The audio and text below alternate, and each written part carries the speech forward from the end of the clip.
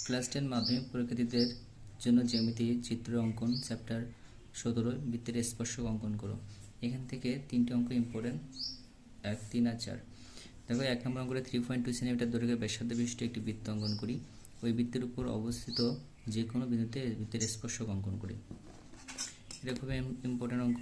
দেখো 3.2 সেন্টিমিটার নিতে হবে, একটা ব্যাসার্ধ 3.2, তাহলে এটা হচ্ছে 3.2 সেন্টিমিটার ব্যাসার্ধ নিলাম। 3.2 সেন্টিমিটার এই ব্যাসার্ধ নিয়ে একটি বৃত্ত অঙ্কন করতে হবে।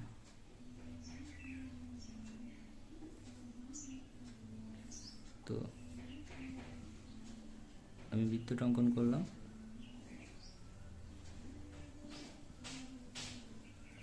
এটা হচ্ছে 3.2 সেন্টিমিটার মাপ নিয়ে একটি বৃত্ত ব্যাসার্ধ অঙ্কন করলাম। তাহলে এর সেন্টারটা এটা কেন্দ্র। তো এখান থেকে আমরা লম্ব টেনে দিলাম। এটা হচ্ছে তোমার বৃত্তের ব্যাসার্ধ হলো 3.2 সেন্টিমিটার, এটা বৃত্তের ব্যাসার্ধ। এবার এই ব্যাসার্ধের উপরে একটা লম্ব আঁকতে হবে। লম্ব যে আঁকানোর নিয়ম, এটাকে আমি ভূমি ধরলাম, ভূমি ধরে লম্ব অঙ্কন করছি।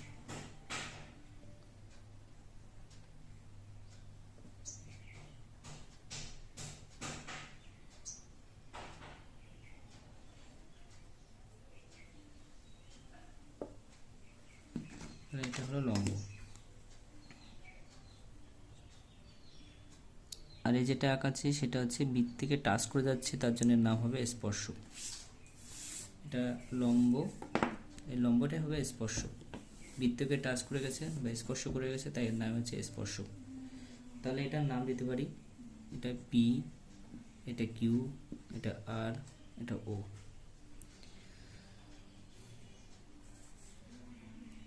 তাহলে এখানে লম্ব আছে ও কিউ, আর তার উপরে স্পর্শক হচ্ছে লম্ব ও কিউ, আর স্পর্শক হচ্ছে পি আর।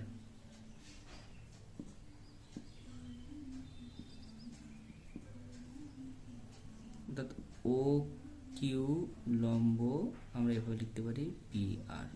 এটা না লিখলেও হবে, স্পর্শ চিত্রটাই মেন। এবার নেক্সট অঙ্কটা আছে, দেখো চিত্রটা 2.5 সেন্টিমিটার ব্যাসার্ধ দৈর্ঘ্য বিশিষ্ট একটি বৃত্ত অঙ্কন করি।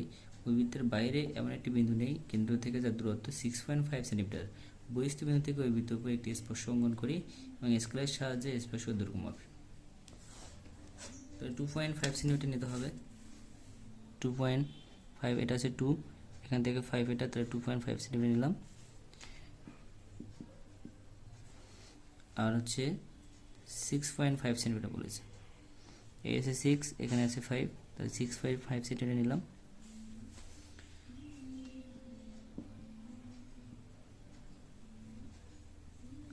এবার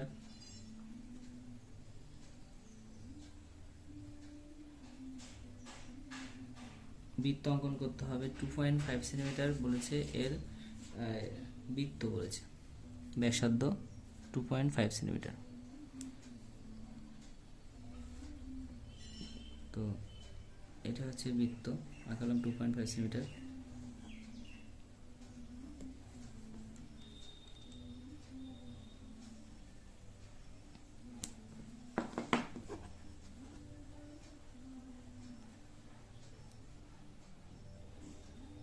এটা 2.5 সেন্টিমিটার হলো। আর এখান থেকে যদি আমরা 6 সেন্টিমিটার 6.5 সেন্টিমিটার মাপ নিই, 6.5 সেন্টিমিটার মাপ নিলাম, নিয়ে এই কেন্দ্র থেকেই হবে 6.5 সেন্টিমিটার দূরত্ব, অর্থাৎ এই পর্যন্ত।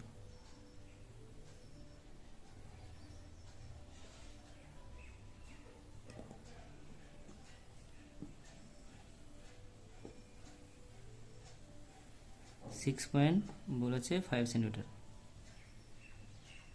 এই পর্যন্ত 6.5 সেন্টিমিটার। তাহলে এটা হচ্ছে 2.5 সেন্টিমিটার, আর এটা হচ্ছে টোটালটা 6.5 সেন্টিমিটার। এবার আমরা অর্ধেকের বেশি ব্যাসার্ধ নিলাম, নিয়ে আমরা একটা সমদ্বিখণ্ডিত করব। এবার ওটাকে আমরা সমদ্বিখণ্ডিত করব।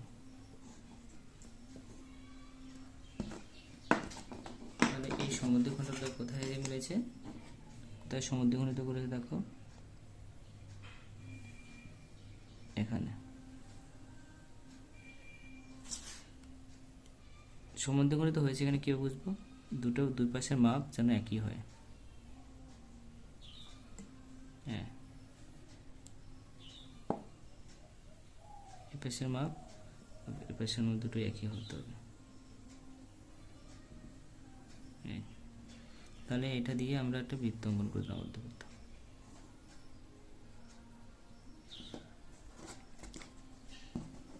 এবার এই বৃত্তটা যেখানে অর্ধবৃত্তর যেখানেই আমাদের ক্রস করেছে সেখানে আমাদের কি করতে হবে, যোগ করতে হবে স্পর্শক।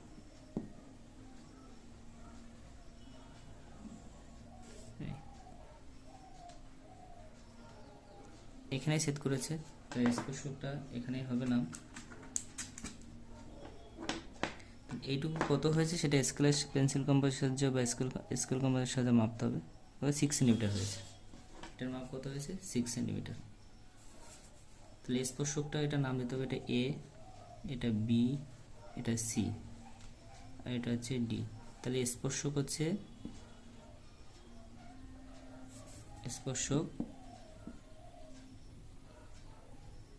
সি ডি সমান সমান কত সেন্টিমিটার, 6 সেন্টিমিটার।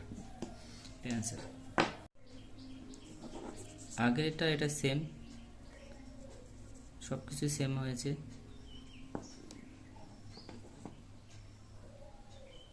শুধু এখানে বৃত্তটাকে পূর্ণবৃত্ত করে দিলাম। এই বৃত্তটাকে কি করলাম, সমদ্বিখণ্ডিত করার পরে বৃত্তটাকে পূর্ণবৃত্ত করে দিলাম, বৃত্তটাকে পুরোটাই কমপ্লিট করে দিলাম। বাকি সব সেম সিস্টেম। যেখানে ক্রস করেছে বৃত্তটাকে, একটা বৃত্ত যেখানে ছেদ করেছে সেখানে এই পাশে আর এই পাশে দুটো জায়গায় ছেদ করেছে বলে আমরা দুটো স্পর্শ করে দিলাম। বাকি এইটার মতো সেম, এটার মতো সেম একদম এই বৃত্তটাকে পুরোপুরি কমপ্লিট করে দেওয়া হয়েছে, পুরোপুরি এটাকে কমপ্লিট করে দেওয়া হয়েছে। দুই জায়গায় ছেদ করেছে বলে দুটো স্পর্শ বানানো হয়েছে, বহিঃস্থবিন্দু থেকে দুটো স্পর্শ।